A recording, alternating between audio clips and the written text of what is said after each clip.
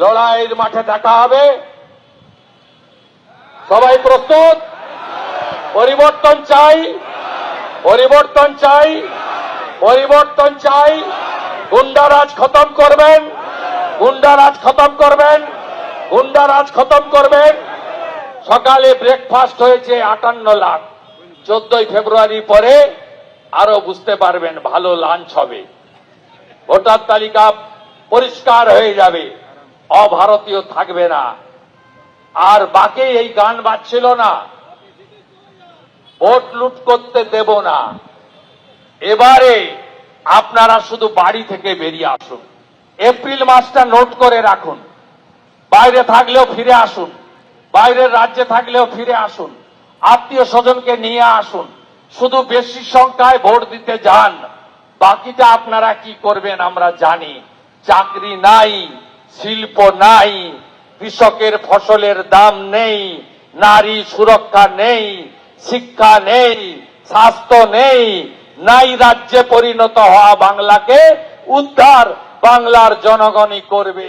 এবং তারা 20টা রাজ্যের মতো এই রাজ্য নরেন্দ্র মোদীর হাতে তুলে দেবে। এই বিশ্বাস নিয়ে আমি কয়েক ঘন্টার নোটিশে হাঁটা আমার সমস্ত সহকর্মী সতীর্থকে শ্রদ্ধা কৃতজ্ঞতা জানিয়ে আগামী দিনে লড়াইতে কাঁধে কাঁধ দিয়ে লড়াই আমরা করব। আমরা স্বামীজির শিষ্য, আমরা আমরা লড়বো, আমরা জিতবো। We shall overcome. আর এখানকার ডায়ে বাঁয়ে দোকানদার পথচারী সবকে বলে যাই, মুক্ত করো ভয়, আপনো মাঝে শক্তি ধরো, নিজেরে করো জয়। ভয় কাটিয়ে বেরোন, একবারই তাড়ান, আর কোনদিন এই থাকবে না।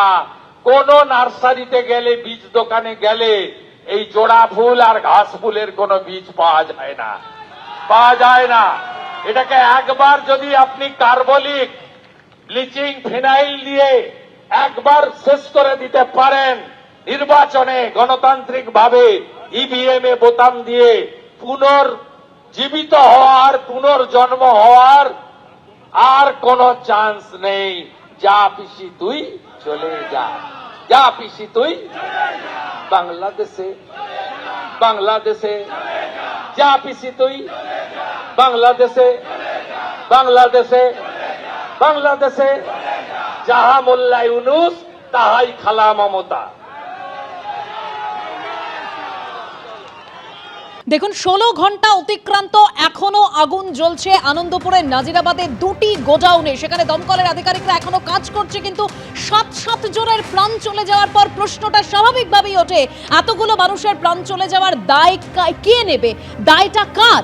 এ নিয়ে যখন প্রশ্ন উঠছে, তার মধ্যে ছবি আপনাদের সামনে রাখবো। সরাসরি এই মুহূর্তে ঘটনাস্থলের কি পরিস্থিতি, সন্দীপ সরকার এবং ঝিলম করঞ্জয় দুই প্রতিনিধি রয়েছেন। আমি প্রথমেই সন্দীপের কাছে যাব। সন্দীপ, এখনো আগুন নিয়ন্ত্রণে আনা যায়নি?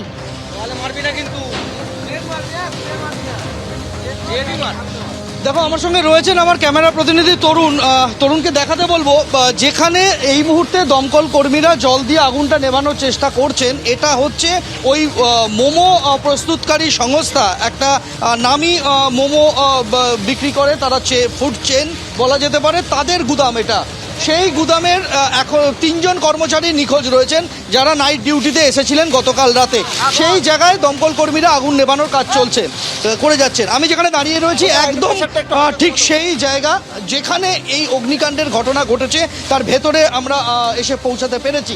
আমার ঠিক ডান দিকে যেটা রয়েছে এটা হচ্ছে ওই মোমো সংস্থার গুদাম ঘর, আর ঠিক আমার বাঁ দিকে যে ছবিটা দেখলে রীতিমতো শিউরে উঠতে হয়, এটা হচ্ছে সেই গুদাম যেখানে পরপর এখনো পর্যন্ত পাওয়া তথ্য অনুযায়ী 2টি ডেকোরেটর সংস্থার উপকরণ রাখা থাকতো এখানে, এবং সবথেকে বেশি কর্মচারী তাদের এখানেই রাতের বেলা ছিলেন, যারা নিখোঁজ রয়েছেন বলে এখনো পর্যন্ত নথিভুক্ত হয়েছে। মোমো সংস্থায় 3 জন নাইট ডিউটিতে ছিলেন, তারা নিখোঁজ হয়েছেন বলে এখনো পর্যন্ত নথিভুক্ত হয়েছে পুলিশের কাছে। আর এই যে ডেকোরেটর সংস্থার এখানে অন্তত পক্ষে 25 জন নিখোঁজ রয়েছেন, এমনটাই কিন্তু নথিভুক্ত হয়েছে পুলিশের কাছে। অর্থাৎ 25 এবং 3 28 জন এখনো পর্যন্ত নিখোঁজ, সেরকমটাই খবর। তুমি দেখতে পাবে একদিকে সেই মোমো কারখানার যে ছাদ, মোমো কারখানার ছাদ সেটা ভেঙে নেমে এসেছে। ঠিক আমি মাঝের জায়গাতে আমি রয়েছি, আমার ঠিক এই অংশে যে আগুনটা জ্বলছে এটা হচ্ছে মোমো প্রস্তুতকারী সংস্থার গুদামঘর, এবং সেই গুদামঘরের ছাদ ভেঙে নেমে এসেছে।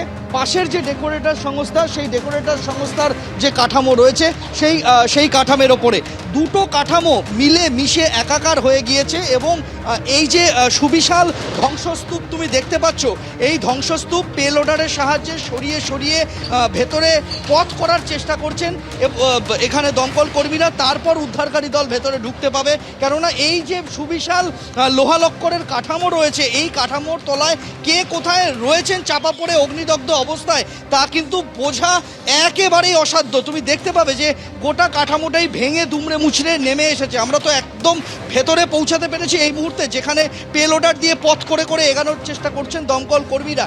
তুমি দেখতে পাবে যে একটা বাড়ি, আমরা দেখে মনে হচ্ছে 1, 2, 3 তলা একটা বাড়ি সম্ভবত, যে বাড়িটা পুড়ে কালো হয়ে গিয়েছে, দূর থেকে শুধু তার অবয়বটা বোঝা যাচ্ছে।